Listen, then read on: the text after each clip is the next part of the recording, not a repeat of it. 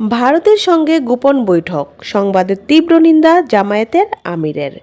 দেশীয় গণমাধ্যমে ভারতের সঙ্গে গোপন বৈঠক জামায়াত আমিরের সংবাদ পরিবেশনের তীব্র নিন্দা জানিয়েছেন দলটির আমির ডক্টর শফিকুর রহমান। বৃহস্পতিবার নিজের ভেরিফাইড ফেসবুক পেজে দেওয়া এক পোস্টে তিনি এ প্রতিক্রিয়া জানান। পোস্টে জামায়াত আমির ডক্টর শফিকুর রহমান, আমি বিস্মিত যে আমাদের কিছু দেশীয় মিডিয়া ভারতের সঙ্গে জামায়াত আমিরের গোপন বৈঠক হয়েছে বলে সংবাদ পরিবেশন করেছে।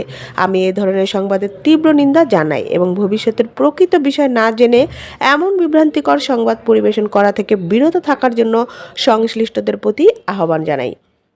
সাক্ষাৎকারের ব্যাখ্যা দিয়ে জামায়াতের আমির বলেন, আন্তর্জাতিক মিডিয়া রয়টার্সকে গতকাল দেওয়া এক সাক্ষাৎকারে রয়টার্সের একজন সাংবাদিক আমাকে জিজ্ঞেস করেন, ভারত যেহেতু আপনাদের প্রতিবেশী দেশ, তাদের সঙ্গে আপনাদের কোনো যোগাযোগ আছে কিনা, কোনো কথাবার্তা বা বৈঠক হয় কিনা।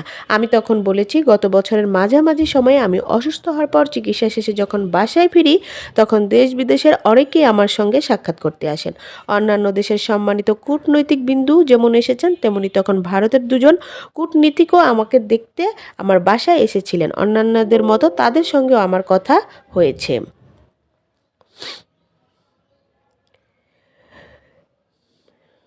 The wall news, Dhaka.